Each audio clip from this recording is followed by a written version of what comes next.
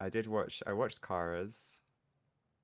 Yeah, well, it's take all the inspiration that you want. I'm just actually moving my avatar around. I realize I'm blocking my health on this side. Okay, so hi everybody, and welcome to a new episode of RAFTcast, which I didn't think would become a series, but everyone's been really liking it and asking for more, so why not? I've got Ozzaworld on as a guest this time, and we'll go over how this works Hello. for his benefit, but also for anyone who's watching brand new. Hey, what's up, cutie? Hey. Just do the little dance. Wait, what's the she was is it comma? Yeah, third person. There we go. Okay, enough of that.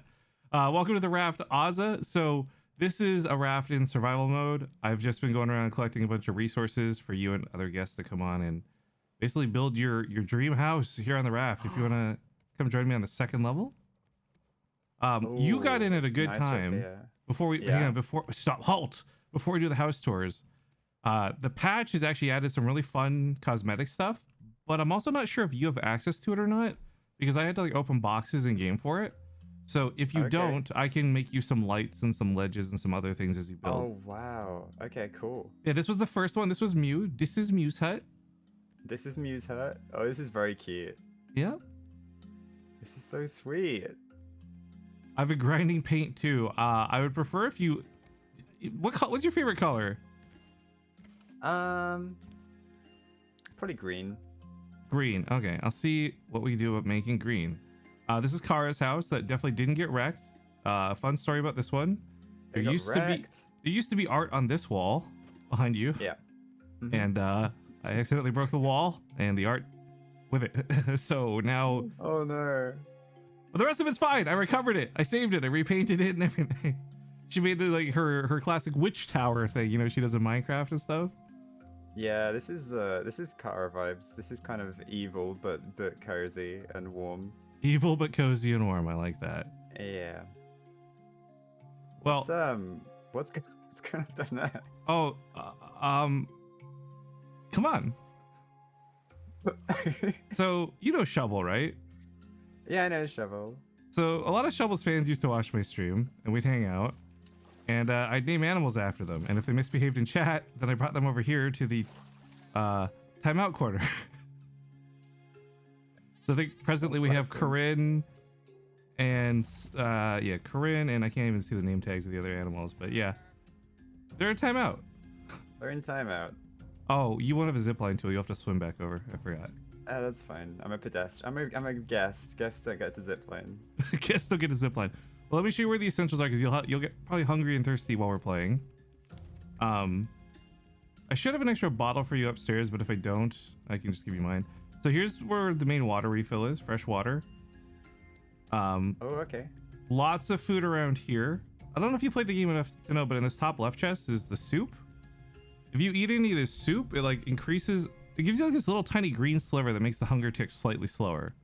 So if Oh, you so soup. Shall I steal soup then? or you steal soup or just lots of regular food, whatever. It's just, you know, so you don't constantly get stuck needing to run down here. If you come back upstairs, I'll show you where the tools and stuff are. So while we're doing this, I'm going to be asking you some questions kind of casually. Think of it more of like a podcast, less of an interview. And we'll Right, just chat okay. while you build, and I'll be running around doing maintenance on the ship and getting you more supplies while we do it. But then here's the I'm main tool excited. area. So this is where we've got wood and planks and plastic and scrap and make all the nails you want so that you can just build without too much worry. Oh my goodness. Okay. Sure. This There's is a lot of stuff. This is pretty much like, is it 12 a.m. and I can't sleep? Let's just play half an hour of raft to get materials. I think this should be good. Yeah. Oh yeah, in the snacks And, chest, there's the water bottle for you. There it is.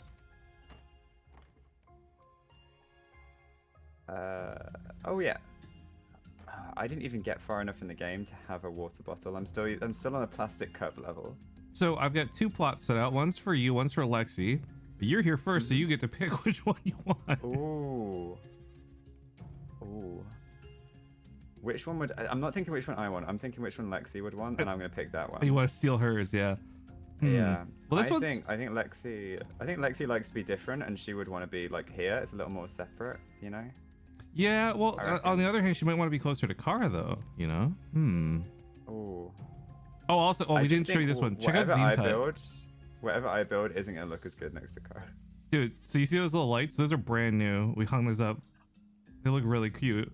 Oh wow, they are really cute. Okay, Yeah. I definitely want some of those if we can make some. Yeah, absolutely. He made like a restaurant is I think what his goal was.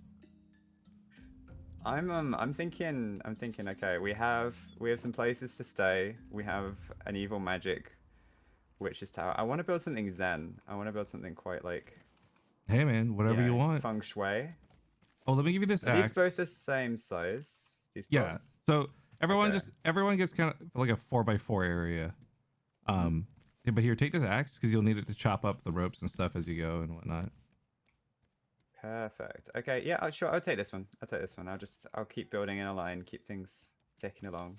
Here's a hammer as well, help you build with. Thank you. And Okay, I'm gonna grab some materials. dope. And I'm gonna go try and get some flowers so that we can make more paint. Because, oh yeah, paint. You won't need it till you're totally done, but the paint's over here in this chest. Which chest, sorry? When you come out, you'll see me jumping. Oh, perfect. Yeah, I'll build it all first, and then we can paint it up. Okay, so let's get down to brass tacks, Ozza. You are, again, as a friend once called, the British guy with a nice dog. That's Tell us me. about your dog, man. How Tell us about my how dog. old? How cute? Oh, he's very very cute. He's not very old. So he was a lockdown puppy. I've always worked at like animal sanctuaries. I worked at an animal sanctuary for like 3 years whilst I was at university, and my favorite dogs were like the wolfhounds, the half wolf dogs, the German shepherds and everything. And so my mum told me that we were getting a puppy, and I was very very very excited. I had visions of maybe like a Tamascan or a Malamute, something huge and wolfy. And we got a little terrier, and he's adorable, and he's rather aptly named Bilbo because he's just so tiny. That's cute. That's very cute. I think at 7 months he's about as big as he's gonna get. But yeah, he was kind of like I think when I first met Ash, that's where this like joke has come from. When I first met Ash, we had literally just got him, and he was howling. He was like howling the house down. And I was playing with like Ash and the crew.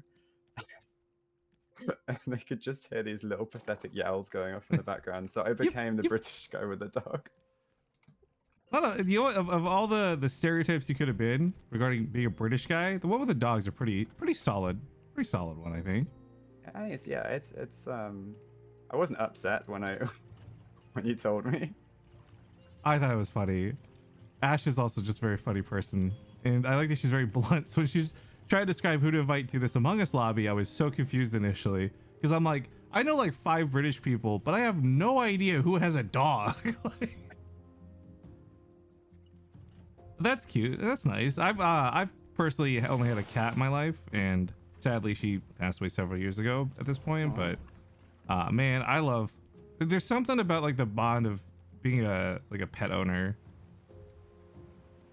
It's really special. I think streaming suits owning pets. I think that's quite why so many streamers own pets, because unlike like a conventional 9 to 5, right, you have time to you're around all the time, so you're not leaving them by themselves. Yeah, like if they need out or something, you're there. Yeah, at the sanctuary we would only give like a dog to someone if they could be around every 6 hours, and if you think a typical 9 to 5 is what, like 7.5 hours a day, so like streaming just kind of counters that. I know Blizzard's under some particular heat right now, so this might not be the best time to bring them up, but they're also like one of the biggest corporate entities I've ever been to. And one thing I love is on their campus, they actually just had this whole area for pets, just like straight up. And I thought that was awesome. Like a doggy daycare. Yeah, and I think that from what I'm hearing, this is becoming a little bit more common with a lot of these more tech companies, like as they try to like have their employees more happy with working for them, they give them more benefits, and some of those benefits are pet related. And I don't know, for me, when I think about the corporate world, that's not what I think of. But I thought that was kind of cool to see. That's really sweet. But okay. Where am I getting nails? Oh, you have to craft nails from scrap. There might be some in some of the chests left over from previous builds, but yeah, you use the scrap in the tool area. You just craft some nails out of it.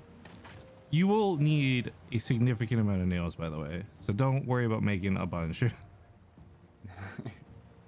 Okay, scrap, scrap, scrap, scrap.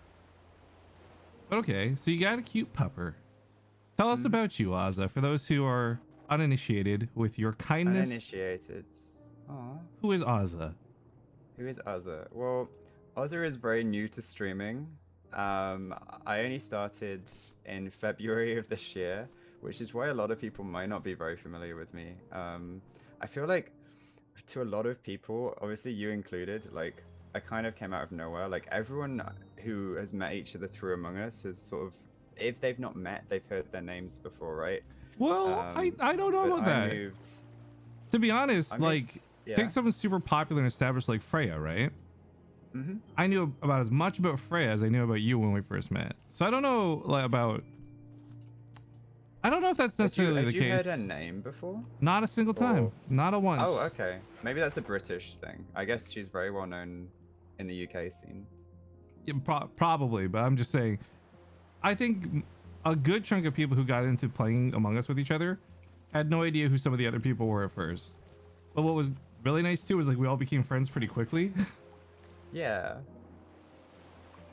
So I'd started streaming because my a bunch of my friends were streamers, and I had streamed while I was like in Japan, but on a different website called it was Nico, well it's called Nico Nico or Nico Video.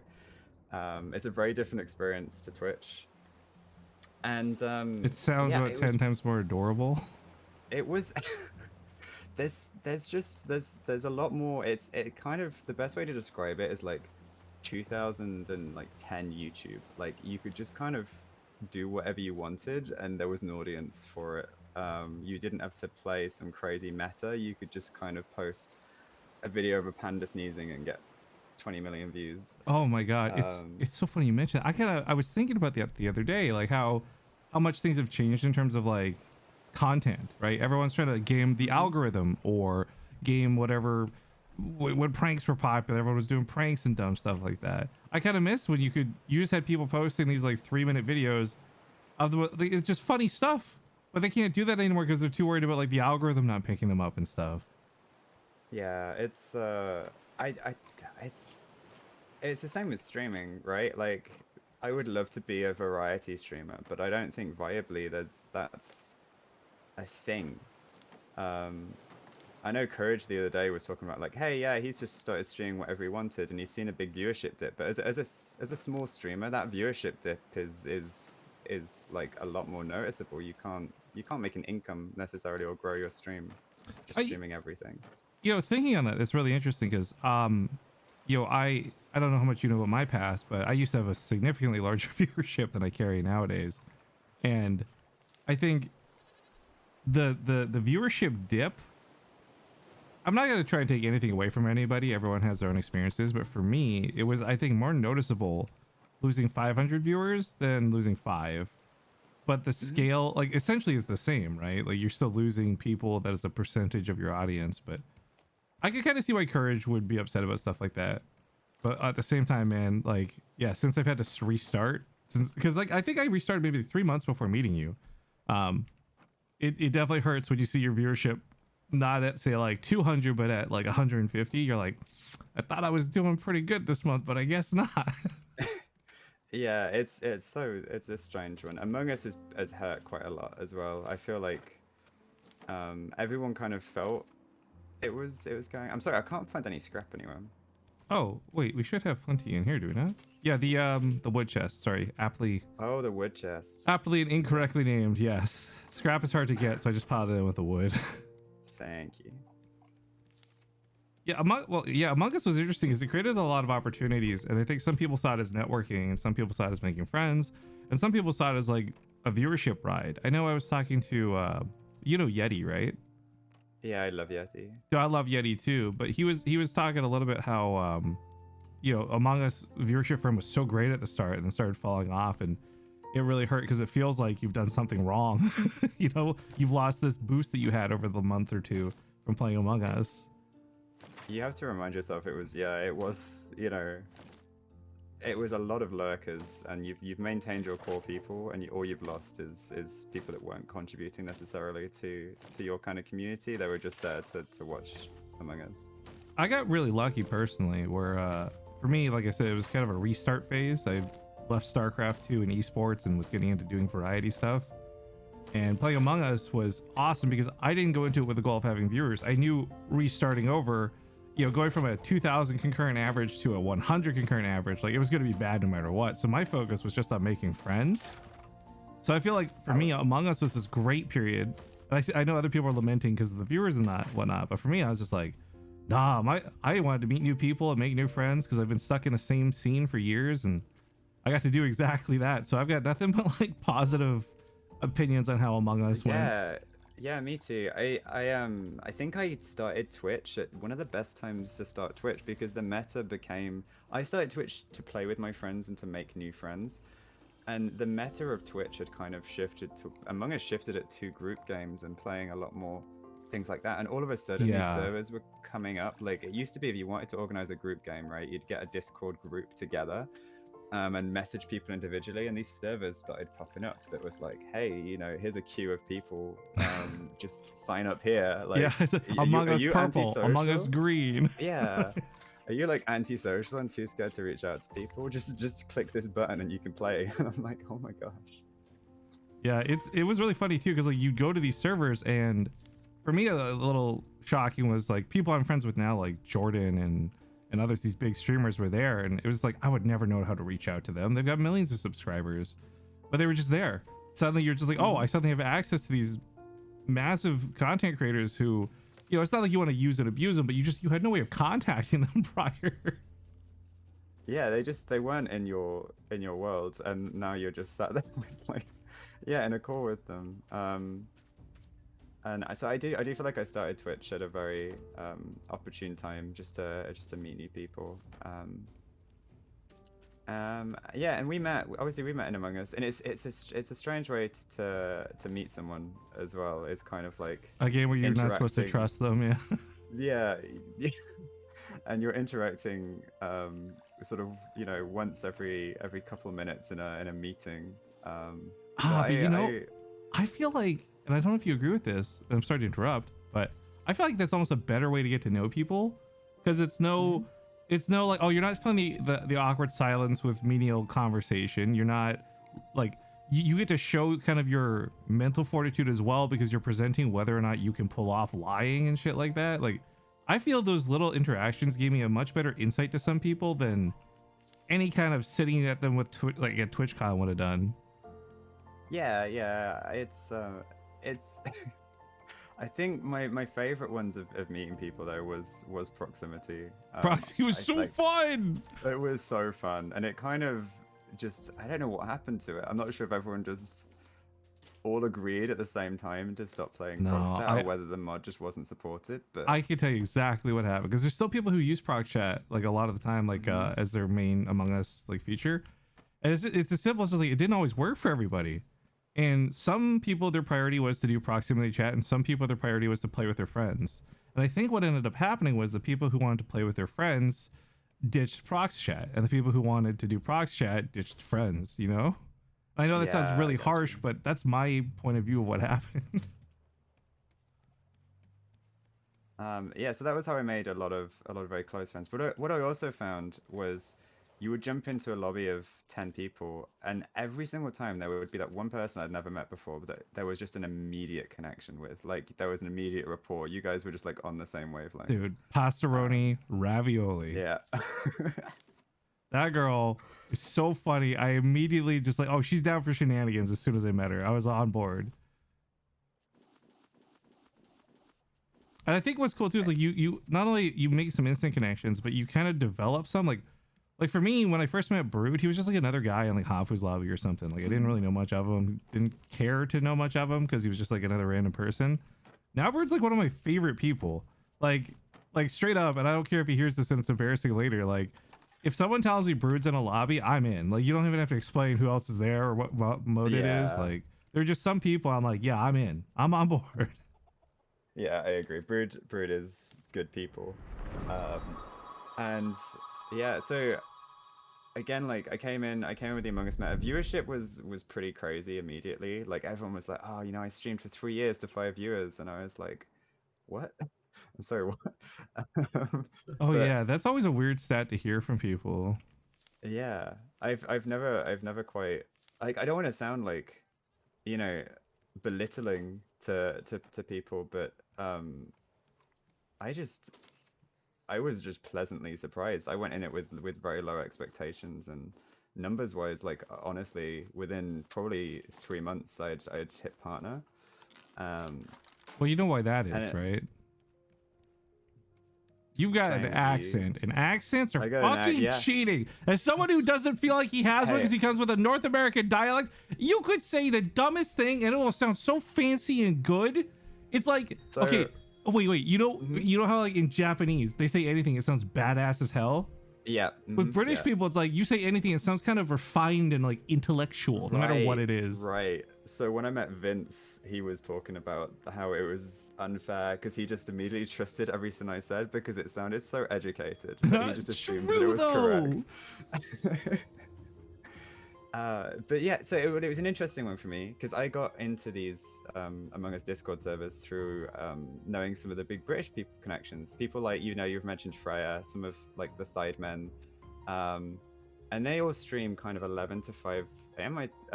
my time. But that's when I'm at work, like working my day job. Mm-hmm. So I came into these NA lobbies as the British guy with a dog, pretty much the only British guy. So I think that was definitely advantageous.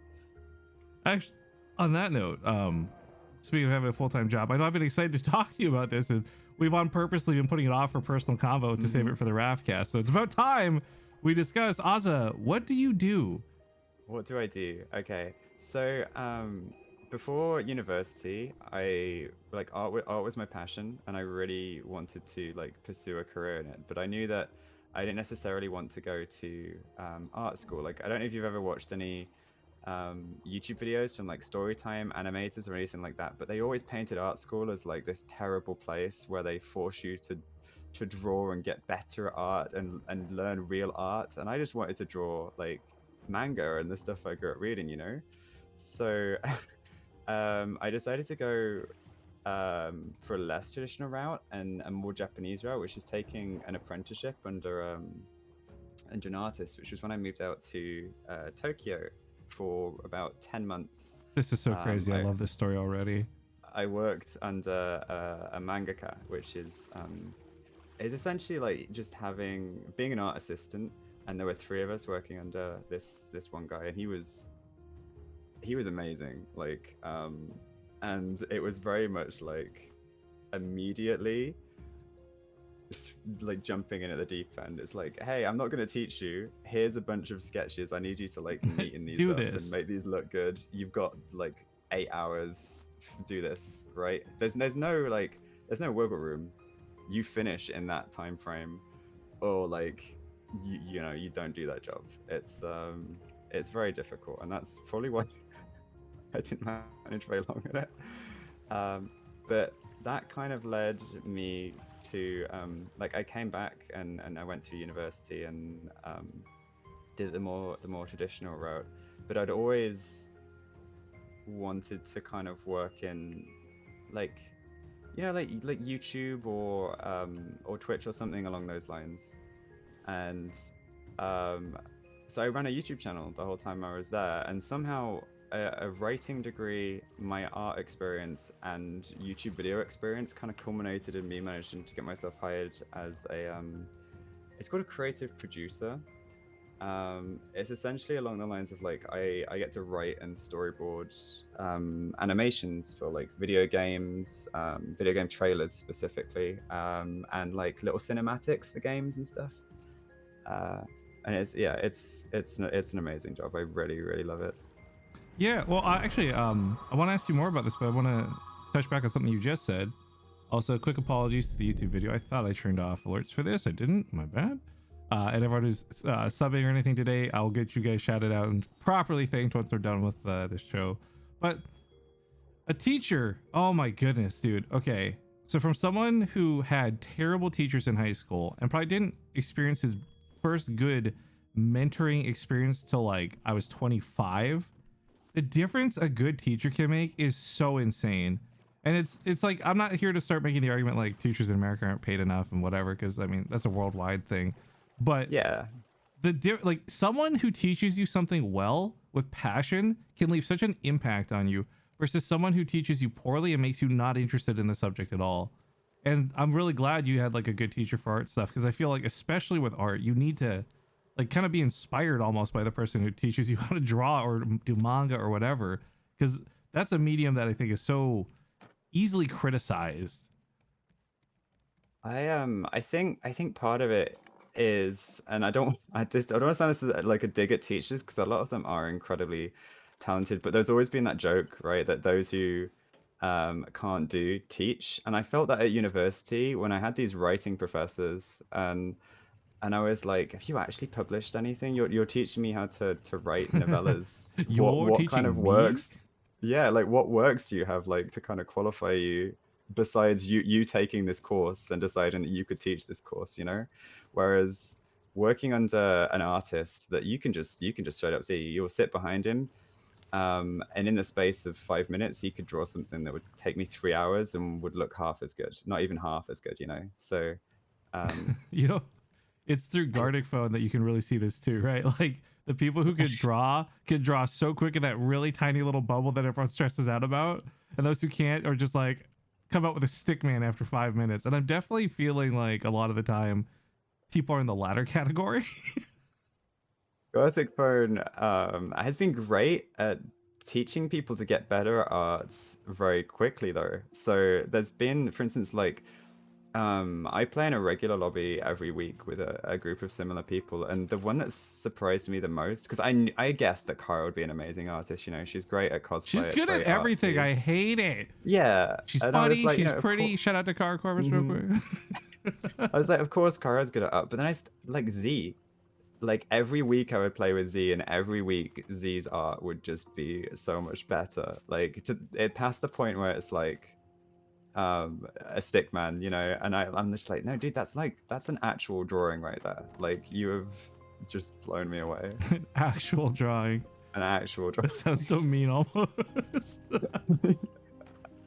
Yeah, so manga stuff. I guess, do you have you've got a comic or something coming out, or like a whole manga itself Right. coming out? Yeah, so between my full-time job, streaming every night, somehow in like the few hours in between, I managed to work on my manga, which I'm not sure if you've ever heard of the website Webtoon.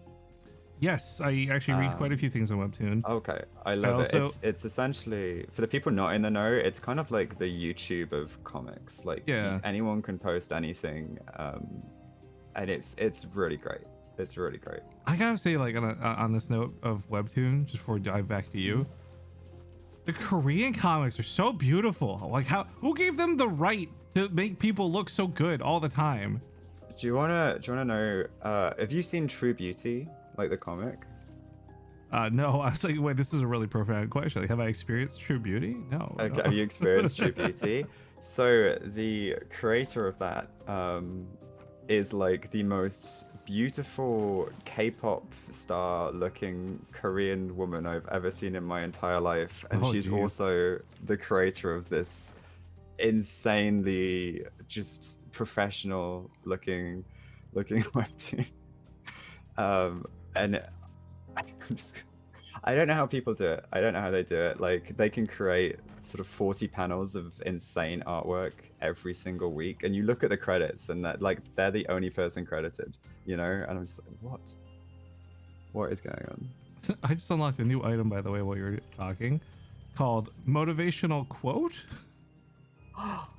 Can we put one on the wall? I was thinking this I'm sounds happy so to perfect for incorporate that. your Zen thing. Yeah. Okay, motivational quote: teasing perfectly. It takes 3 nails and 6 wood. We can do that when you're done. Will it Easy just peasy. give us a randomly generated?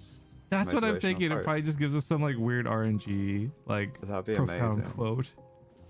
Okay, I'm gonna need a bolt. I need a new axe. Yeah. So upstairs, there's like 3 boxes by the steering wheel area. Mhm. There's metal ingots and bolts there. If there's no bolts, you can make them out of 1 metal ingot. Okay, thank you. So I'm doing cooking duty. Gotta cook them up in my galley. But yeah, so your manga. I don't know. Do you have anything you want to share or show or anything like I'm that? happy to talk about it. So, as part of my last subathon, it was the first time I'd shown any of it. And I went through the whole first episode, just the artwork. Like, I haven't actually added all the speech bubbles and everything like that yet. Mm-hmm. But I am happy to talk about it. It's my favorite webtoon personally is one called Lore Olympus, which is quite obviously rooted in like Greek mythology, and I find that like a lot of Western media, like Greek mythology, is just so popular right now. Like everyone knows who Zeus and um, like Apollo and Artemis and everyone like that is, you know. You, Um, I've actually thought about this a little bit. It's so weird because it was the Roman Empire that pretty much almost conquered the world, but it's not the Roman version of this mythology we know about through history and teaching. It's the Greek version, which I've always thought was kind of funny. I think it's just because it's cooler. It's like the same reason that we know about Norse mythology, right? It's like the just same but different, yeah. yeah, it's just cool. It's just I don't know. I feel like the Romans just they had to make it their own, you know, and it was kind of a watered down version. It wasn't Zeus, it was Jupiter, damn it. And he's also a planet. Dude, actually, on this topic real quick, I always thought it was funny. Like, as a kid, I never really thought about it much, but as an adult, I'm like, Zeus was kind of like really not such a good guy. When you Oh, think about they're really messed up, but I like the idea of like, you know, fallible gods like that, like not being perfect.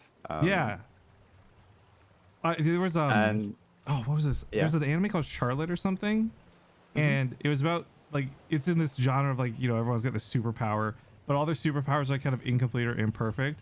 So like there's a girl who can go invisible, but it's only like one person at a time. Everyone else can still see her, and stuff like that. Right. So the same with gods. Like I love when it's not perfect, because I think we all grew up with like the previous generation having people like Superman and these other iconic people that were perfect and the pinnacle of what you should be as a human.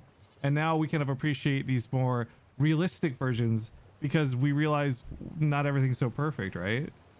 Yeah, yeah, exactly. And um and so yeah, I've just seen, you know, even just now with Marvel popularizing Norse mythology, Greek mythology's everywhere, Percy Jackson and Lore Olympus and everything. But like I thought you were saying, and the lightning sh thief. I'm like, yeah. and the light yeah, Percy Jackson the lightning thief. But Shinto I find isn't something that's explored as much. But like if you look into the history of it, it's crazy. It was up until the First World War in Japan, like 90% of people like that was their religion they identified as. And it's so crazy and there's so many cool monsters and art potential. And so it's basically just like a comic, like a fusion of modern day Tokyo but filled with like classical Shinto creatures that like people won't even have like seen or thought could exist, That sounds awesome, all though. living in modern day Tokyo. That sounds really cool, and I'm like, I don't want to sound like I'm pandering or like that sounds awesome though. Yeah, so it's essentially it's that kind of fused with like a reverse isekai. So we have like an ancient princess from like the feudal era Japan, chasing like a villain through a portal, and they both come out in like in the modern day, and she has all these like lofty aspirations of like battling gods and taking down this villain, but she ends up working at basically like the non-copyrighted version of McDonald's. Um, Dude, I always love when mangas and like anime, they take like really popular things and they change it so it's just like instead of McDonald's it's Whack-Donald's and there's stuff. Like Whack-Donald's. it's basically the same logo and the same So, design and so everything. in my universe, I decided instead of turning the Emma upside down, I've gone for like instead of Burger King, it's Burger Barn, and it's the same colors on the logo and everything like that. I've been working with a GFX artist Yeah, because I really, what you have I is really for want to get legal caps. reasons, not McDonald's. Dude, I want to get caps with this like fake Burger King logo. I think it'd be so cool. Hell yeah. If it looks good enough. I was this whole thing's actually making me think of a show I really enjoy. Have you ever seen or heard of American Gods? Oh, I have. Yeah, yeah, on Amazon. Yeah, on Amazon, by the way, twitch.tv. On So, Amazon, Twitch.tv for. no, but that was the kind of an interesting one too, where they took like, you know, Greek gods and other mythology, and it's just like kind of normally in society Mhm. and all that. And I thought that was kind of a cool concept, and you're just giving me those vibes, and I like that a lot. So I feel like I'm probably gonna read your manga cover to cover, dude. Oh, dude, I am so excited. It's taken so much time. I work on it 2 hours every day between finishing my job and streaming. I have 3 hours, so I work on this for 2 hours. I eat, I walk the dog, and then I hop on stream for sort of 3 to 4 hours. But it's really starting to take shape. I've finished 5 complete episodes now, so I want to get to 10, and then we'll probably start posting sometime in the winter. I'm so envious that you can focus on all this stuff. Actually, you know, with ADD, I'm like 2 seconds in, I want to do the next thing already. And the idea of like maintaining a full-time job, streaming, whether casually or just playing with friends, and then on top of that, taking care of your animal, plus living, plus working on this project, like, I'm just gonna tell you, Ozza, I'm jealous that you could pull this off, man. That's like the modern day It's Renaissance man. Yeah, it's kind of fine. I'm really stretching myself thin, but it's one of those situations where like I think a lot of streamers a lot of streamers, especially in lockdown, have come to streaming, you know, during lockdown because they're out of work or whatever. Whereas I have theoretically on paper what is my dream job, and it's very hard to kind of push Ooh. myself to that point where it's like, hey, you know, like streaming's at a point now where I could quit my job, which is pretty crazy. I'm just thinking like, is it really your dream job if you have to preface it with theoretically, like, or on Well, paper? theoretically, it's one of those things, right, where like I can, no matter how cool the project I'm working on is, like it's not my project. It's someone else's vision. True. And I've worked with some really cool people, but like I've already worked with my favorite people. So I'm a huge Doctor Who nerd, right? And in my first week, Sorry, Doctor Who. Yeah. Are you a fan? Never, I was making a bad joke. Go Oh on. no! Oh, you didn't. You didn't make that joke, dude. I thought you got excited. I didn't realize you were doing that to me. I actually am excited because I am actually a Doctor Who fan, but I only Okay. started watching with shoot, I don't remember the order of the Doctor numbers, but Eccleston or whatever, and then Eccleston. Yeah, Yeah. no, that's so this will mean a lot to you then. In my first week, like being the biggest Doctor Who nerd, we had basically I was doing some stuff for Games Workshop, like Warhammer, and they decided like, hey, we're doing sci-fi stuff, so we should just steal the old Doctor Who cast, right, to make this popular. And they had Catherine Tate, Billy Piper, and David Tennant in the Oh my space of a God. week. I had such a big crush on Billy Piper, dude. I know. Oh my God. Catherine Tate, by the way, too, like, I didn't necessarily love her character in Doctor Who, but I didn't realize she was a comedian. She's so funny. I've seen some of her She's stuff so outside of funny. it. She is so funny. And so like, you know, I'm kind of like, well, I've worked with, if you asked me like any actor on this planet who would you want to work with, it would have always been David Tennant. Dude, he is so So it's kinda- versatile. I didn't realize he's Yeah. been in like DuckTales and all these other shows. Like, he plays Scrooge McDuck. I'm like, wait a minute, that's Doctor Who. He's won so many acts because you know he can go from villain to heartthrob to Scrooge McDuck, you know, like Yeah, he was in um was it Jessica Jones too as a bad guy, right? yeah, me and my friends worked out because he's not really on camera, is he? He's always kind of behind the scenes. And then there's that scene where he licks her face. Oh God, that was And so we were, creepy. It was so good so how well we, he did it. yeah, it was. So we looked up. We were like, how much did he get paid? Okay, for this To whole lick someone's face. series. Yeah, and then we divided that by the amount of screen time he had, and then we timed how long he licked her face, and he got paid $35,000 to lick her face. Damn, not bad. Not bad, Not man. bad. Actually, so while we're on the topic of Doctor Who, because I do want to go back to you, but on the topic of Doctor Who, I think some of my favorite episodes, and I guess, I don't know, do I need a spoiler alert? I feel like Doctor Who's sold at this point, but It's so yeah, like any old episodes, right? the episode with the library will always stick out to me. Like that stupid who turned out the lights. Like, oh man, it gives Yeah, me like hey, shivers. who turned out the lights? Yeah. Hey, it's so simple and it is one of the scariest. They are good at scary. Yeah, I was gonna say Like, that and the Weeping Angels, right? Like, the Weeping Angels are the best monster, like movie, TV monster ever thought of, right? They're incredible. so okay, the way I watched this though, you might hate me for, because I saw, the very first Doctor Who episode I saw was actually the one where Matt Smith came into play.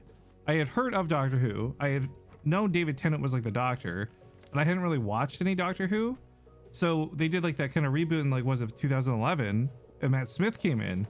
And so I don't know if it's just because he was my first Doctor or whatever. I fell in love with him. His character, his acting, it was so good. And then the writing for that season was amazing. Like, I guess I don't want to spoil it, but the finale blew me away in a way that I just don't think I've ever felt like that before.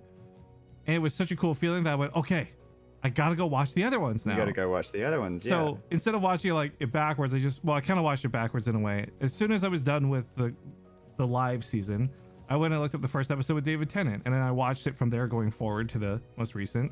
And I'm like, this was pretty good. So I looked up Eccleston or whatever. I liked his like one season he got, but I couldn't get into the stuff before, like the old timing stuff.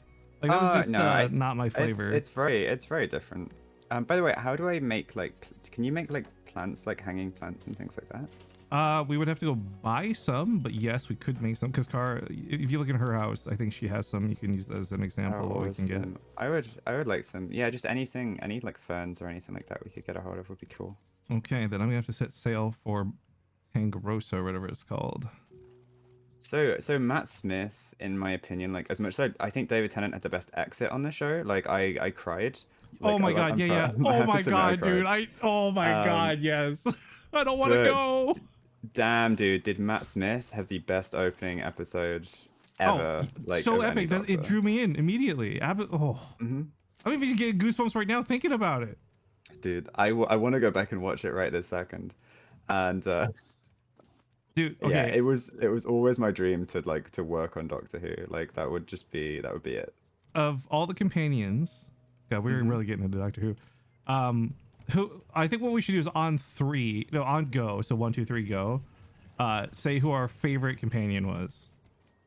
Okay. Actually, no, wait. We'll do this in two separate ways. I want to say biggest crush of a companion, and then after that we'll say our favorite companion, because it might not be the same. All right. So all right. Biggest crush first. Yeah, let's do biggest crush first. So 1, 2, 3, Clara. Amy Pond. Not bad, not bad. Ooh. Okay. I think actually, I can see Clara is like Clara was more my type, but I was a bit younger when I was watching the Amy Pond stuff. I was just absolutely obsessed with Karen Gillan. I really like Amy's story actually a lot, especially with the whole thing with Rory, but I don't know, dude. I was sucked in immediately with Clara, and the fact that she had the whole backstory that she did, she just carried over to the other Doctors. Do you know what I think they messed up with her is I would have loved, there were different iterations of Clara, right? The whole point was she was throughout time. Yeah. I would have loved the like Victorian maid Clara to be the one that was like carried through. Yeah. Like, that was the superior Clara. I wasn't as big a fan of Teacher Clara. I wanted Victorian maid Clara back. Okay, so then now we got to do maybe not necessarily companion, but favorite like character from Doctor Who. So like anyone. Do you need a moment to think? Because I already know who mine is. Okay, I need a moment to think. All right. While you think, I'll just say real quick to everyone who hasn't seen Doctor Who and can't stand that we're talking about this, you got to give it a chance. It was a show that I think I had heard about so much growing up. I didn't care much for. I'm so glad I did finally get into it, and I enjoyed the ride like the entire way. Okay, I've got it. I think I've got it. Okay, so same thing. I'll do like 1, 2, 3, and then we'll say it. So 1, 2, 3, Jack Mickey. Harkness. Oh, I like it. I like it. I'm a big fan of Jack. Yeah, I loved, dude, when Torch. I wasn't such a fan of Torchwood, if I'm being honest, but I did love that he was in it. No, he was brilliant. And then I guess they kind of like they've hinted that he's going to be back in a big way like the next season. Very recently. I'm so torn about the recent season, and not because the Doctor is female. I know that that's been like a thing for people, but I feel like and I don't know how you feel about this. I don't want to like seem complainy too much, but like this whole season or most recent season with the girl doctor felt like it was more of a diversity, higher inclusive situation where they were so focused on, I don't feel like it felt like Doctor Who things, but more like weirdly social things. Like, Oh, true. Yeah. So she's, for one, I want to like preface that I think that she had, with better writing, she as an actress, she has the potential to be such an incredible yeah, I think it was the writing that let her doctor. down. Like she was a great Yeah. actress for sure. So she's, and she's very close with David Tennant, who gave her a lot of like help with the role because they worked on Broadchurch together.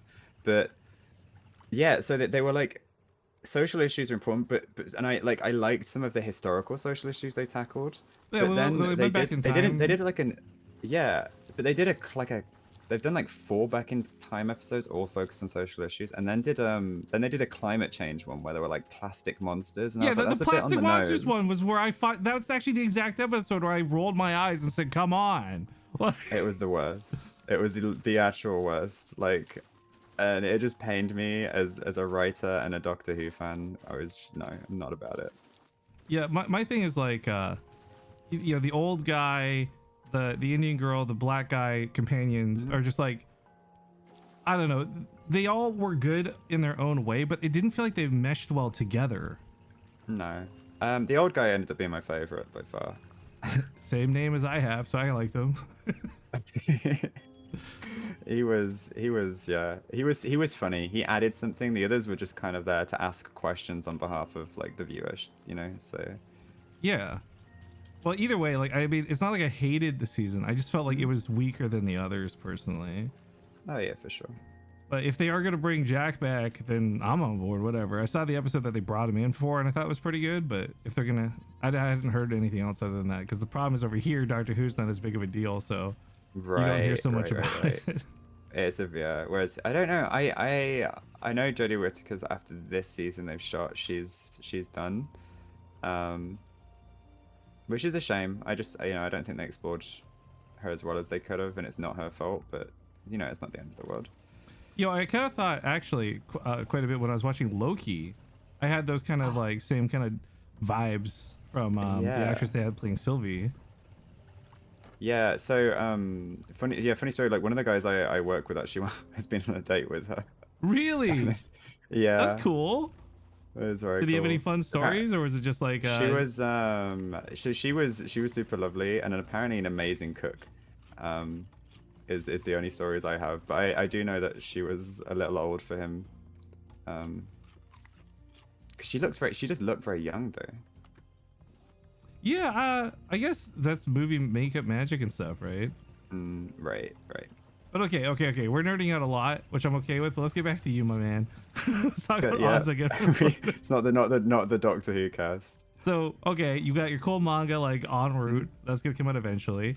I actually, to be honest, I would love to see this go in the direction of like Tower of God for you, where you start this manga and it just gets picked up later, like not right away, but like later, and you Right. get this cool show out of it. Is that like a end game goal for you, or? That's the dream. My goal as an artist and a writer is always one day to have something either adapted into an animation, a film, a TV show, anything along those lines. And Webtoon is just such a crazy platform right now. There's no other platform like I'm sorry, I know this is on Twitch and will be posted on YouTube, but partnered like Whatever. featured Webtoon creators, dude, like.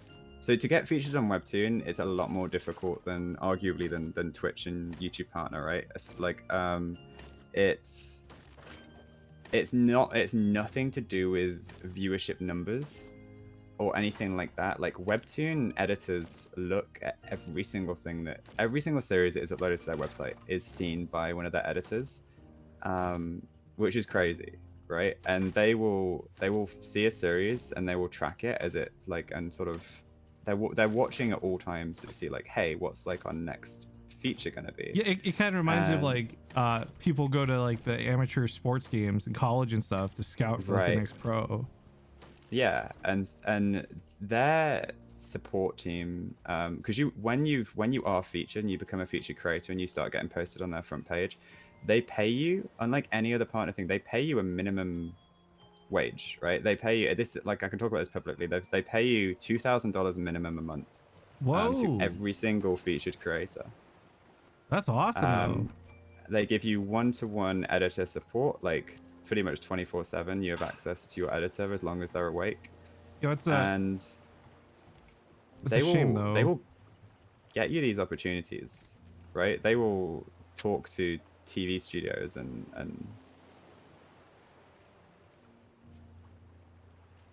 And hello? hello, sorry, Oh, I I didn't didn't know if you mean to cut out. interrupt. You just said Hey. TV studios and I was like, oh, and what? Yeah, I think my internet dropped for a second. Yeah, they would talk to these TV studios, and basically just sort of do as much as they can to help you succeed, and it's really nice to see. That's amazing. Because I just feel like nowadays, like I was gonna interrupt to make a joke about it, but like it's a shame they don't pay you an exposure. They just pay you real dollars, right? And it feels like like I hate watching artists get taken advantage of. I'm not an artist myself, but like I appreciate the work people do, and I know how difficult it is. I actually I did a little bit of animation in high school, back when like I think Flash was the brand new program people had never heard of before and stuff. I love Flash, dude. Yeah, so like I realized quickly doing it how painful it is to have to pay attention to the same 3 drawings as you do the onion skin to the next keyframe for like 7 hours. Like I get it. Artists and like animators have my respect because I've seen how difficult it is firsthand. Oh. Oh no, I found the boat. Okay, we're good. We good? We were coming up on the city. I guess unfortunately this is like spoiler alerts for you who never finished the game. Oh, I mean, I don't think I'd ever reach this far. Well, yeah, this is like one of the last things of the current content. And inside here is a vending machine that can sell some plants. But there's a couple of like robots we might need to kill along the way. They're not difficult. I'm done. I think what I'll do is I'll just distract them while you go and buy stuff. If that's a possibility. That sounds good. What do we buy stuff with? So that's the thing. I don't know if we have tokens left over because Kara spent a few. Yeah, classic Kara. If we can't afford them, they do respawn, so we might just have to actually do a little bit of adventuring and go into some of the houses. That sounds fun. This whole actually this whole thing's really cool because the lore of the game as you progress through it, like because I don't know where you left off, but basically you keep finding these other like abandoned islands or cities or caravan towns, and it's like, well, why are they abandoned? And you read these notes and some of them are really sad, like the people start killing each other. Some of them are like, this place is supposed to be the pinnacle of technology and was going to save everybody, but it actually got like destroyed by a roach infestation or something like that. Like they basically ate all the food and people couldn't live here anymore and stuff like that. I mean, I'm telling a very condensed version of the story, but it's just kind of cool. They put a lot of lore behind this. This wasn't just like the next level to go to and stuff like that. Yeah, no, I do. I am aware like dimly of the lore. I think I watched like a lore video breakdown like a little while ago. I do really enjoy this game, but I feel like it was such like a big commitment as a group of people to get to the end.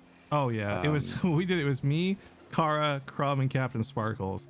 And finding a day free to play this each week was pain. Yeah. So that's why I've never got so far. Is I've had 2 rafts like just sort of, people can't commit to playing super frequently. Oh, the engines are dead, Captain. We gotta float in. There's something you can do here. I'm gonna tell you about this funny. So you can build like a ramp up infinitely, right? And apparently, if you can't build through an existing structure, but you see this little hole here on the side. Yep. So I was curious. Like I did this with Kara on our very first playthrough. I was like, I wonder if you could build through that hole off the ship, like theoretically build a ramp and then like horizontal platforms. And it turns out you can. And we didn't do this because we wanted the content of the game, but you could actually skip the whole city process by just essentially building up to the top of a building here. And so, that's amazing. Prior to the episode with Zine, I had this huge dumbass ramp coming off my raft that went all the way to heaven, and it was causing a lot of issues. So we decided to break it, and it came apart like domino. Oh, that would have been so satisfying to watch. Oh, it felt amazing. I was gonna be sad about doing it at first, but it felt so amazing. Anyways, let me. Okay, so do we have to like jump off and fight robots then? You know what? It sounds more epic than it's gonna be, but effectively, yeah. Okay. Come to this little ramp thingy here. But yeah, anyway, back to webtoons. So they treat their partners really well, and yeah, there's been two webtoons adapted as far as I'm aware now. God of High School and Tower of God have both been turned into anime, and then True Beauty's been developed into a K-drama, which is also pretty sweet. And Lore Olympus has been bought by Netflix, so they're adapting some kind of show from that. All right, I think the vending machine's on the other side of this. Okay. Basically, just buy stuff until it tells you you can't. One of these machines. It's a shame we can't steal these little cards. One of these has. I think this is the one. Oh, this one sells plants. Yeah. Right. Oh, I don't even know. Okay. Oh, they changed this. Nice. It used to just bring up a menu. Now I guess it shows the buttons to press. That's cool. I'm just gonna keep buying stuff. I want a fair few plants. I don't know what they will look like either, right? Oh, my inventory's full. Could you carry some stuff back for me? Yeah, sure. Drop whatever you don't need. I can grab it. Are these just food and? Most of it's cosmetics. Like I can make a backpack and a machete in it, but I can't make like a boombox or a piano. So I got that. Oh, does this stuff respawn? Hold up. No way. I gotta check upstairs real quick. Okay. Oh, isn't there like a secret button on this one? Or maybe it's somewhere else.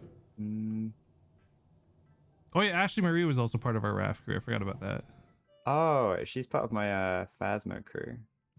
She's one of my first, because obviously we've been in a lockdown, right? And I've made so many friends through Twitch. So she's the first Twitch friend that I met up with IRL, which was super fun. Yeah, Ashley's an interesting person. When she first started playing with us, I didn't realize she used to be such like a big deal in the Minecraft community. Minecraft community, right? Yeah. Actually, since you're on my side of like kind of newer to some of these people, I don't know what your first impression was, but like there's so many people who I'm just so impressed don't have like a massive ego. Like I just assumed like, for example, Jordan, he's got millions of subscribers on YouTube. I thought he'd like be some guy with a massive ego, but instead he's just another gamer, you know? Yeah, I'm not to say that like lots of people don't have a massive ego, but I want to say the majority of people that I've met that have been significantly larger than I am viewership and everything wise have just they've just been so chill and nice. I guess because they're used to it, right? It's just not, it doesn't define them like who they are, because they're also, I think, at a point viewership wise where they don't really have to care who they play with and network in the same way that a lot of people do. Whereas I find that sometimes it's the more people in the middle, not the huge streamers and the YouTubers, but more kind of the people that are like trying to climb this ladder, that are a bit more dismissive of smaller creators. Yeah, and that's what's interesting. I was talking to our mutual friend Joey Graceffa.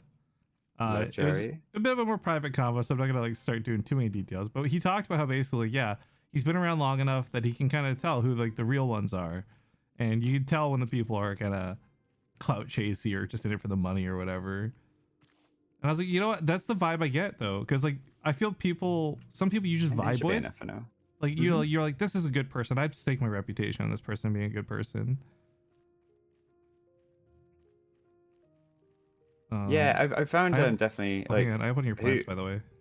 Oh, I don't think I can carry it. Okay, I'll carry it. It's fine. Thanks. Let's make sure we didn't forget it.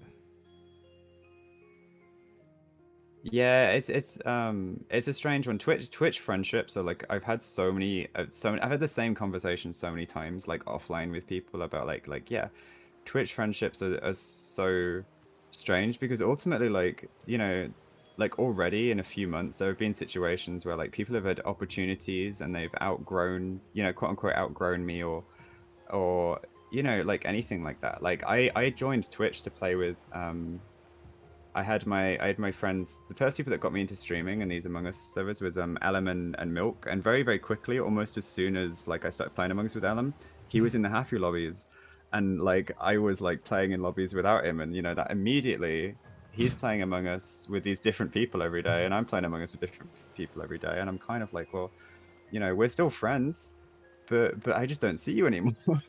Dude, Ellum is funny. I was on his stream one day, and we got this whole thing about how he doesn't know how to tie shoes. And he thought like, wait, chat's trolling me. And then he tried to show off tying shoes on stream. I'm like, oh, that was a mistake, man. Like, rookie move right there. He's he has some interesting ideas about a few things. I loved the meme though for a while where 5UP couldn't tell Ellum and Koji apart. Element Koji. Yeah, British that's something. people. But then I find that with American accents, like male American voices, are almost indistinguishable to me. I Really? expected everyone I was speaking to sound like past. Hey y'all. Hey y'all. Well, And actually, the fact that I'm yeah. curious. So I don't have an American accent per se, but like a lot of people who are American end up thinking I'm American. And I'm just wondering, does my speech or dialect come off that way too, or is it just like? I think it does. You definitely sound different, but to me I would have said like, you know, you sounded American. Interesting. Yeah. How do I green paint? Is this a thing we can do? Yeah, when you there's like a color wheel on the paintbrush, and you'll see like you have a spectrum. Oh. Okay, I need yellow and blue. Here, I have your motivational quote thing to hang wherever you'd like. Perfect. Also, hey, can you just check something? Because I don't know if you get my patterns I unlock or not. If you hit tab, right, you go to the bottom option for the chair. Can you see like the ability to make lights and a flag and rugs and stuff? I have made lights, so yes. Oh, I'd already made you lights, but that works. Yeah, I get access to everything in this world, I think. Here in the on the top right chest inside the room, I put your motivational poster. Thank you. Yeah, if you have access to mine, that's great. Then I don't have to worry about it because I didn't know if it would share the plans or not. I don't really know how Raft works that way. Also, here's your 2 plants. They're on the ground there. Do you see them? Oh, thank you. I'm trying not to like look at your building too much because I want to just take its glory in when it's finished. But I like the color scheme already. Thanks. Yeah, I've got an idea. I want an idea of something I want to try. It's gonna involve cutting a few walls. Okay. Which is always scary because I'm worried like the whole thing's just gonna collapse. Yeah, that's what effectively happened with Chorus. Okay, I got some basic questions for you now, like some super basic baby questions.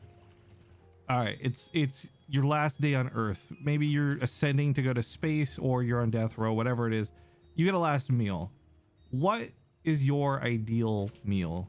What's the thing you love so much that that's what you would take as your last meal? I just think it sounds so vanilla, but I love pizza. To me, is the perfect meal. Okay. Any like type of pizza, like topping yeah, wise? Or? Like ramen I would say was my favorite food, but pizza I always have, because I'm a vegetarian, so I get my protein. I have mushrooms on my pizza, and then I have I like a crunch, so I also have green peppers and just green peppers. So green peppers and mushrooms, and also right, I'm assuming in heaven I won't need to, you know, use the bathroom. So this will be the I could eat sweet corn and no longer have like sweet corn poo. I appreciate that you assume you're going to heaven, man. You've lived a good life, I guess. I've just been a little vain. Maybe not. But you know, I like to think that like, because like I'm not particularly a believer in anything. Like I'm not atheist, I'm more like agnostic, I guess. Like I believe there could be something out there maybe, but until I see otherwise. It's like, how like, would we whatever. know? There is no evidence either way, so why not? You know, why deny it? Why put effort into dismissing it? Well, whatever awaits, I hope you get your sweet corn no poo last meal. Sweet corn no poo. Dude, do you think like only in hell do you get buttholes, right? Oh my god. In heaven, it's just, yeah. Well, actually, if you think it'd be the other way around, because in hell, if you didn't have a butthole, you couldn't follow through, and you'd just be constipated forever. That would be the torture. That would be the torture. Well, actually, honestly, my personal punishment in hell, like if you wanted to torture me, would be like forever needing the bathroom on like a road trip. That would be my hell. Hell for me would be that feeling where you need to sneeze but can't. Oh, that's a good one You know, it's too. like that tickle in your nose. You're so close to sneezing, but it just never follows through. Oh, Yikes. oh, I'm getting a phone call. Why? Sorry, one sec. Okay.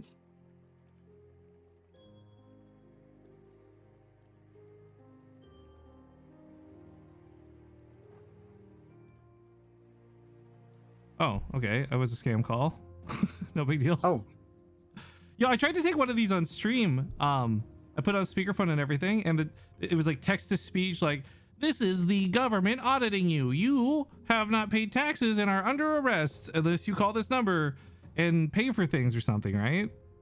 mm-hmm. And so I was like, "Oh, great! This is the perfect opportunity." And like, I pick up, and it's like the typical Indian scammer. It's like, "Hello," and I said, "Yeah, hi. I just got this message that I'm like under arrest or something. I'm really afraid. How can I handle this?" And they just immediately hung up on me. Oh no. I think they're just so. I think everyone has the same idea, right? They've just been burned one too many times now. Yeah, they've heard too many excited people pick up. You shouldn't feel excited when you pick up a scam call, I guess. Yeah, I did it. I remember I remember one as a kid. It was my very first time, and I'd been told about them, right? My parents had warned me about them, and I picked up the phone, and it was my moment to shine, right? I get this. I I've get been this waiting cold for this caller. moment my whole life. I've been waiting for this moment my whole life, and I froze, and my brain went blank. And Aw. it was like, hello, hello, and I just went, "I'm a robber," and he went, "Oh," and I was like, "Yeah, You're this a isn't my house." robber? What? Yeah. I've broken into this house and answered the phone. What did And- these people and do? and at that point, he kind of I could hear him trying to decide whether it was worth him trying to like still do his pitch to this person that had broken into this house, and he went, "So this isn't your house?" And I went, "No," and he was like, "Oh, I'm sorry." And I hung up. That's so funny. Before I ADD and forget, by the way, on the topic of vegetarian, I'm not a Right. vegetarian, just FYI Okay. for anyone listening. But man, one of my favorite pizzas is actually vegetarian. It's this potato gorgonzola pizza at this like Yeah. local spot, and oh my god, it's like they put fried potatoes on top instead of like pepperoni, and they use like a white sauce instead of a tomato sauce, like a zesty garlic sauce or something. It's so good. It's one of my favorite Ooh. pizzas. That does sound good. And it's they cook it in this like authentic Italian stone oven type deal too, so like you can kind of taste it in the crust, really. Anyways, I've never been excited to talk about vegetarian pizza with some until just Oh now. no, Also. no, vegetarian pizza. I find that with a lot of vegetarian stuff, it's like so the most popular bakery chain in the UK, right? Like if you go to a high street, you'll find something called a Greggs, and their vegan sausage rolls are more popular than their meat ones because like people just put more effort into it, right? You're lacking a lot of natural flavors, so they will engineer this stuff. They will be really creative and inventive, and you know It's sometimes it just it's true though. Like nice. I've thought about this a lot with, especially if I'm trying to make like the next new Beyond Meat version of whatever, right? Mhm. And it's one of those things where by default it doesn't taste as good as say the real version, so you put all this extra effort in to try and convince everybody that it tastes better, and that makes it taste better. Whereas the meat industry doesn't need to improve anything because it just already tastes good, right? Like it's good to go. Yeah, it's like so for example the vegetarian sausage roll I was just talking about, like the vegetarian one is just well the vegan one, sorry, is just filled with spices. Like they've you know, they've not just taken the leftover cheap bits of animal and mushed them together. They've like engineered something. Engineering, I like that actually as a way to describe it. It's a marvel of human engineering, this delicious plant-based product. Yeah, well, it's like, you know, talking just not from like a moral standpoint, which is the reason I'm vegetarian, but from like an environmental standpoint, there will be a point at some point, right, where it's like, you know, we can't eat meat forever. We don't want our planet to die. And so like we will be either having meat grown in a lab and scientifically engineered to be incredibly tasty, or we'll be in mushed up insects, and you're gonna have to do everything in your power to make them not Not look or taste taste like bad, mushed yeah. up insects. And the funny thing is the people who have been practicing with like these meat alternatives that are gonna have the leading industry there because they'll have the advantage of like, oh yeah, well we've been trying to make bad stuff taste good for years. Dude, there's some stuff you just can't nail.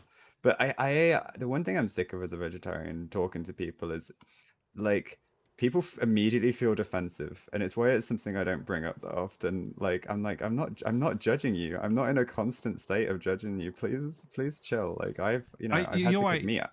You know Yeah. why it's like that for you though? Why? Because you're vegetarian, not vegan. Yeah. Yeah. It's like that old joke, right? How do you know someone's vegan? They'll tell you. Tell you, right? But I have to like I worked I worked with dogs for and wolves for like 3 years. Like I've had to cut up meat. I've had to cook chicken and stuff. I'm See, okay with it. I wish I actually, to be honest, I wish I could go vegetarian. I think I'm too conditioned to eat meat. And like, there's some weeks where I'll just accidentally eat vegetarian all week and it's not a problem health wise at all. But it's like, man, end of the day, like, I love me a bologna sandwich, But if they come up with like the alternatives that do work and it's like plant based, I am so on board with paying extra for that because I think, well, I might not be as morally objective to it as you are. I definitely do have that degree of like, no, fucking cows are smart and cool and cute, and I'd probably not eat them if I could afford to. Right. And that's why I'm vegetarian. Is vegan's that little bit too difficult for me. So I find it's like I don't find it too difficult. I'm in Japan. It was very, very rough, and I did have to be a pescatarian. I had to eat I had to eat fish and everything like that. I ended up there's a word for vegetarian, but nobody knows it. So I ended up kind of like getting all these weird looks, and like I would say like I can't eat like the chef would come out and like looking confused after the waitress went into the kitchen, and I was like I can't eat like pork, and he's like, oh, so you can eat chicken, and I'm like no, I can't eat chicken or cow or pork, and he's like, oh, so so you can eat lamb, and I'm like no, and eventually I just settled for telling everyone that I was Buddhist.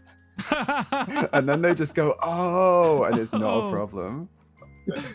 I mean, if it works, right? If it works, it works. Yeah. Actually, that's it. So I didn't even bother thinking to ask this earlier, but with all the time you spent in Japan, do you speak Japanese?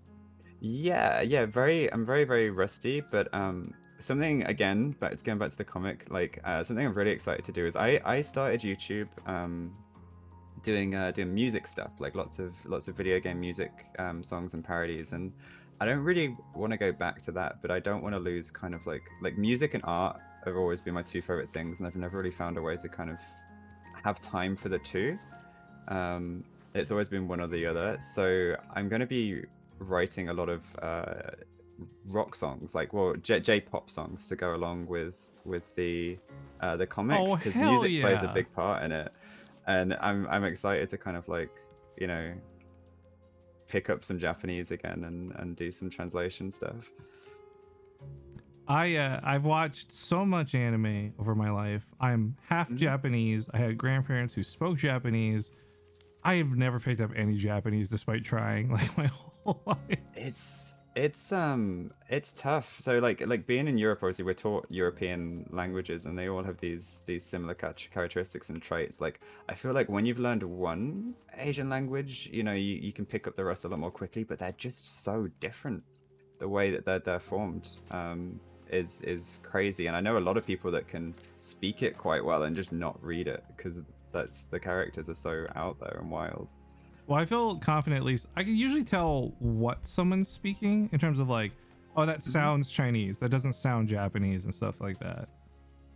And actually, on that note, it's kind of interesting. There's been this kind of like, I don't know, like upsurge of Chinese related anime coming out that I've actually been enjoying a bit. China's like my first K-drama, which I really, really loved. I can't remember the name of it exactly. It was King's something, and I was all ready to try my first K-drama, and it turned out it was Chinese the whole time. Like I heard them talking, like I was a bit into it, and I was listening to them talk, and I was like, that doesn't sound Korean. and it's China have just made these incredible K-dramas, these incredible anime, and now they're coming into webcomics as well. Kind of like one of those things where it's like, hey, anything you can do, we can do. Yeah. Wait, have you ever heard of a show? It's on Netflix now too, called Scissor 7. That is, in my opinion, like the funniest Oh my god, animated show in the last like year. you're like the first person I've talked to who's seen this. I'm so happy right now. It was one of my friends. It was one of my friends was like, you have to watch this show, and I was like, it looks so weird. Like, is he fighting with scissors? And he was just watch it, dude. Dude, Xiao Fei is like my favorite part of that show when he like gets all muscular and stuff. Yeah. I would love, dude, if that show blew up and someone made like Crumb fan art. Yeah, I'm sad that it has such a small following, but one thing I thought was really cool is I watch, if I really am into a show, like I like it a lot, I'll watch both the English and the original versions. Yes. And I gotta see the English, but they did something I didn't expect, and I don't know why I didn't expect it, but I think it's just because how I've been cultured with anime. They gave him such a thick Asian accent. Not thick, but I guess like noticeable Asian accent. It sounds good. Yeah, and it works, especially because like he's Chinese and like there's like the thing that the common complaint, right, why reason people don't watch dubs, obviously, like speaking Japanese, I don't necessarily, the only people that I know watch dubs, like they're watching them because they're working and they can't read subtitles and they want it on in the background, right? But in Japan, they treat their voice actors like actual celebrities. They're paid a lot more, and they're kind of they actors, you get a lot more actors voice acting in anime, whereas I find that there's a much smaller talent pool. Oh yeah, in America, dude, it's always like the same 5 voice actors, and it's not always a problem unless you're watching shows back to back and you're like, oh wait, that's the same guy who was in Fate, and that's the same guy who was in this, and he was in this. It's basically the cast of Critical Role. Just yeah, effectively, yeah, Matt Mercer. Yeah. It's like Matt Mercer's every character, and then occasionally you'll get like Laura Bailey for all the female ones. Jennifer Hale has that a bit too. She's I think very commonly used. I love her voice too, so there's no complaints. But I fell in love with her at Mass Effect, and then I just started hearing Femshep's voice everywhere, and I was so on board with that because I was so in love with her as a character. Yeah, I definitely I wish there was more, not diversity per se, but like a reason for there to be diversity. Like if we did treat the voice actors better, and I feel like it's getting better. You're seeing them in credits now and stuff where they didn't used to. It's as animated, like as an animated, like, as a medium, as an art form becomes more popular, there's going to be more demand for voice actors, and I think that will bring like the respect along with it. Like Into the Spider-Verse has showed like hey guys, we can make a really artsy, amazing film, and everyone will still go watch it. Like, but yeah, I could just sing Scissor 7 praises all day, and that's kind of like, I'm making a manga for a Western audience, and I feel like Scissor 7 kind of has that, where it's very self-aware, in the jokes. Yeah. Oh, for sure, absolutely. And that's what I want. Like, this isn't made to be released in Japan. This is made to look like a manga, talk like a manga, but like have Western jokes in it. And that's kind of the goal with mine. It's just missing a finishing touch. I'm actually really happy. Oh, you close? This is turning out. I'm getting close. Nice. I keep forgetting to eat and drink, which is a problem. But I know, also this like game, a real struggle. It's so annoying too, because it's like you just suddenly flatline. You're just like, oh my god, I can't move. This is so annoying. Yeah, they're so subtle. I don't know how in Minecraft I never forget, but Raft, I'm just like all of a sudden my screen is blurring. Okay, I've thought about that actually, because I'm not someone who's a big fan of Minecraft in terms of playing it. Like I love watching people make cool buildings, but I don't want to be the one to make the cool buildings, right? I think for me, I get so much more easily carried away in Raft, so I don't pay attention to the other stuff as much. That's probably it. Yeah. Like Minecraft, I'm just kind of like, I don't know what to do. I guess I'll watch my hunger bar. I feel badly too. I think there's so much. I'm a builder. Oh yeah, me too. 100%. I don't get the fighting stuff. Although did win Twitch Rivals with Kara fighting, and that was pretty cool. Oh, did you do? I've spoken to Pika about maybe doing the next one, but it is all fighting, and I'm like, I would have to practice. No. So that was what was so fun for me. I didn't and don't really have Minecraft experience fighting at all. Like I've strictly only ever built things, so I was really worried I was just gonna be a filler spot, and I kind of pre-apologized to my team about being a filler spot, and it was actually pretty easy. I think just like the way that Pika runs things, at least, makes it nice that you don't need to be a super crazy expert at Minecraft to be able to at least hold your own. Like 100%. Like I think our team, we needed puns. Without puns, I don't think we would have won the fighting as much. Yeah. But I also didn't feel like dead weight because I was contributing enough that like it felt good. It was fun. And Pika runs things really well, in all honesty. The motivational quote. Oh, I gotta come see this. I've never seen this item before. It's brand new to me too. It is so good. It is like. Oh, actually, wait, are you ready for the big reveal yet or no? Oh, I feel like I need a seating area on the inside just to kind of to vibe in. I'm gonna put a rug down. There's different shapes of rugs too. Circular. We'll go for a nice circular rug. Okay. Put that down. Oh, okay, I like that. And then we'll get some seating. Ozza, why is there a table in the rope chest? I took some rope and my inventory was full. I'm sorry. Rope? Table in the rope chest? What is wrong with you? Are you a monster? I've got like eyes like bigger than my inventory when it comes to just building stuff. That's how you know you're a builder, though, because you're so excited to get the next thing, right? Right. So I build what I've since been told is called a chest monster in Minecraft, which is where when you're building, you have so many ideas and need so many resources that it just spills out into like 20 chests.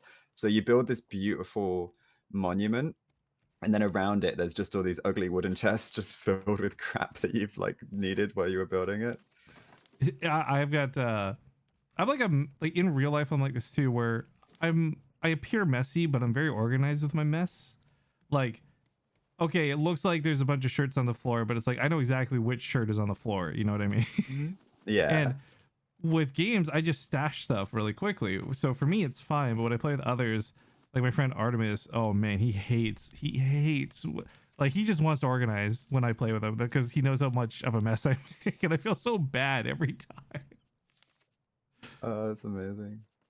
Okay, how many plants? All right, let's hang up a few last plants, and then I think I'll be happy. Nice.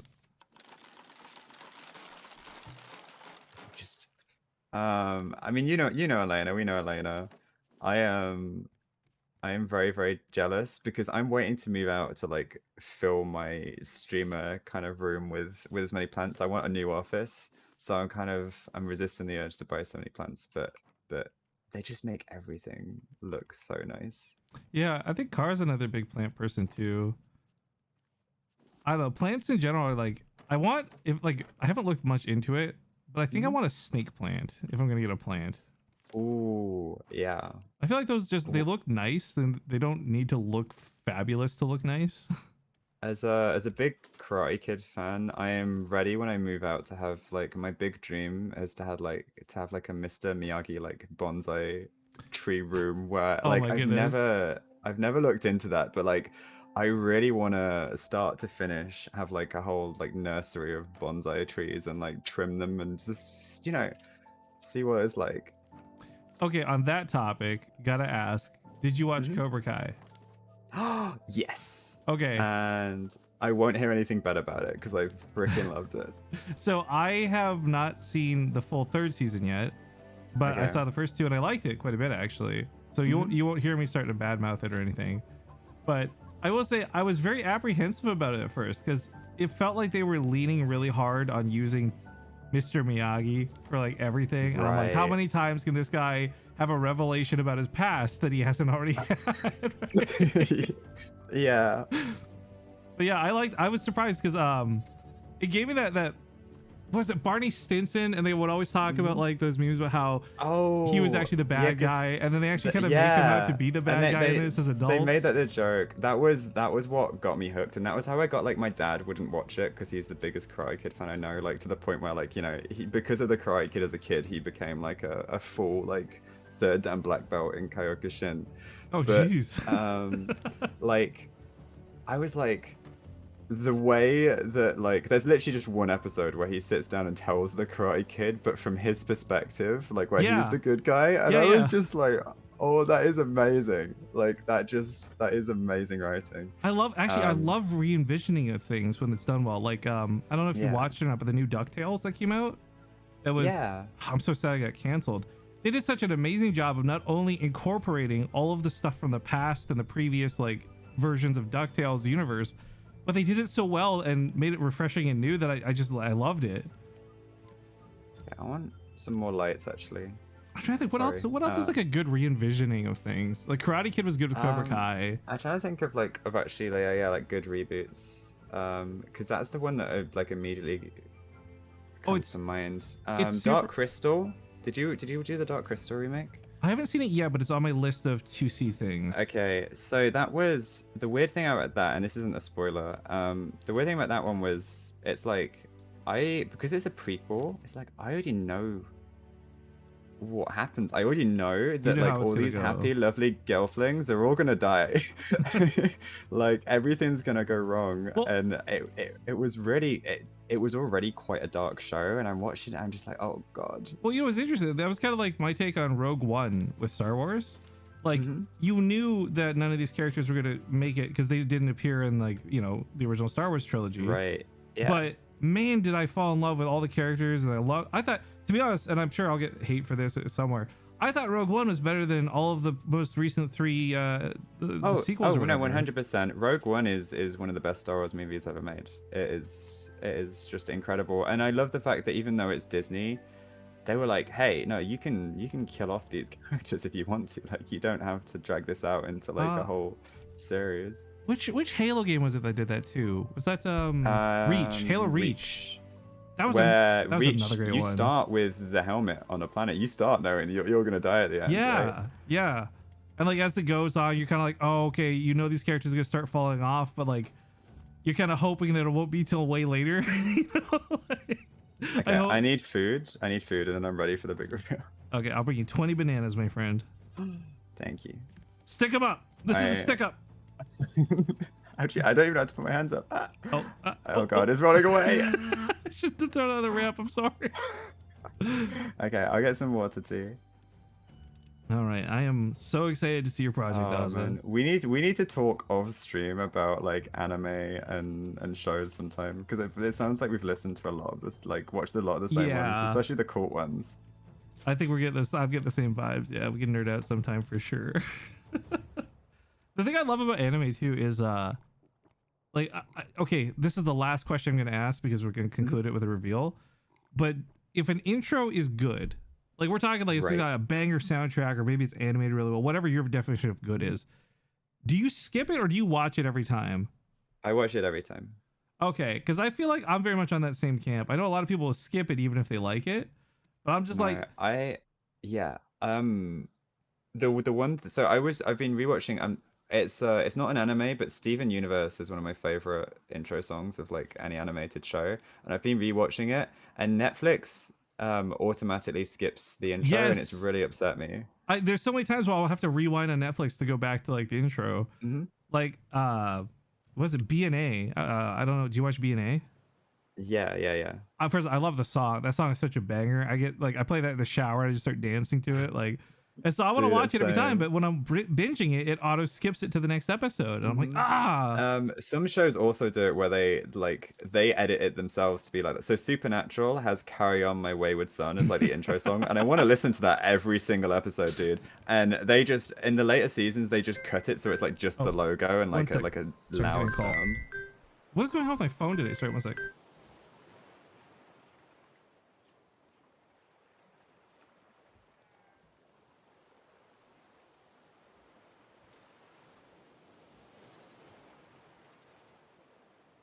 Okay, I actually have to go to the front door, so let's speed this up.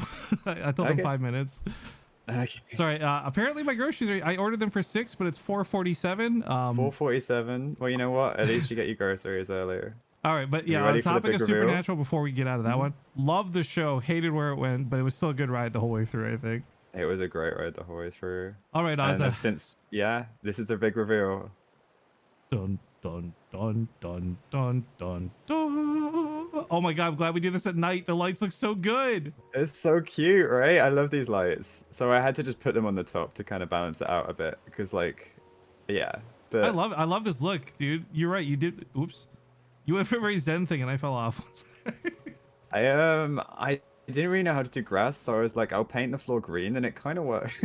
Oh, I'm glad you did, because for whatever reason in Raft, grass is like an end game item with resources that are really rare to get. Okay, good. There's no Yeah, so I reason painted for the it floor either. green. I mean, hey, in a flooded world, right? Although there are islands, there are literally islands with grass, so yeah, it is a bit dumb. The plants do look really good though, to be honest. Like the symmetry and stuff. Oh, I love it. Oh, dude, I'm so happy. I'm so happy with the plants that we have as well. And then we, Good things come to those who float. knowing we were gonna get this item, dude, I built the entire base as a shrine to this. I love it. I love it and hate it. I hate it here, but I love it. It's so like Facebook mum. Like all my ex-girlfriends' mums had Oh those yeah, they signs would on they their would walls walking screenshot into their that houses. and post it on Yeah. their wall or whatever Facebook is. Yeah. The lights look really Like- good though. I love these lights so much, man. I had to get the lights in and I had to get the motivational sign in, and this is what kind of happened. Well, this looks fantastic, Ozza. Thanks for coming you. on and building on my raft, leaving a marker, reminding everyone and me that we were friends at some point. We were friends at some point. Well, I don't know how long. I don't know whether Yo- we'll fall out in Among Us one day, but Not to be morbid about it, but there's some friendships who just like you're so best friends one day, but you will eventually just like maybe grow apart or whatever. And I hate that I've had to come to terms with that because I just want to be friends with everybody forever. forever, right? But yeah, and Twitch, it's a weird one because it's essentially your careers drive you apart, like more than anything else. It's Yeah, like, oh, I'm over direction here of busy games, doing yeah. this stuff. Yeah, direction of games is the big one. Well, that's I think a big part of Um, why I started this project. It's a nice marker. It's like it's a game that I think I will probably never not love, and I just look forward to like going back in this one day and be like, oh yeah, I know when I used to hang out with Ozza or Car or Zine or whoever, Mew or whatever. So thank It's a you. museum of friendship. True, actually, true, yeah. But let's love do this. Ozza. Let's get your social shout out because I got to run, right? So where can Oh, people okay. find you? And more importantly, where can they follow you for updates about this upcoming manga, dude? Okay. So, I'm Ozzaworld on like all socials apart from Facebook. So Instagram, Twitter, Twitch, and YouTube. And I would say if you want to learn more about the webtoon and everything, right, like from this week forward, so this is the perfect time. I'll be posting a lot of previews and artwork and panels and all of that good stuff about the webtoon. I'm so excited to read that though. Genuinely, like I will sounds like a send great you I topic. will send you a load of the artwork now that I'll be kind of posting over the next sort of week or so, just so you can check it out. Nice. Well, Ozza, I hope you have. I'm going to save the world before I forget. I hope Thank you you have so a great. much for having me. This was so much fun. Yeah, and I love that this was actually funny enough a bit of a shorter episode. Some of the other ones are building really long, but this was dope. So have a great rest of your night, Ozza, and I'll see you later, man. You too. I'll see you soon, hopefully. All right. Bye. Bye. All right, guys. Thank you very much for watching this episode of RAFTcast. I'm probably not going to stream much more today. There's just been a lot going on. So if you liked the video, I hope you look forward to more of them, I guess. Thank you very much for watching. Check out all of Ozza's stuff, and I'm excited to show you the next episode whenever we get to it. Ta-ta for now, everybody.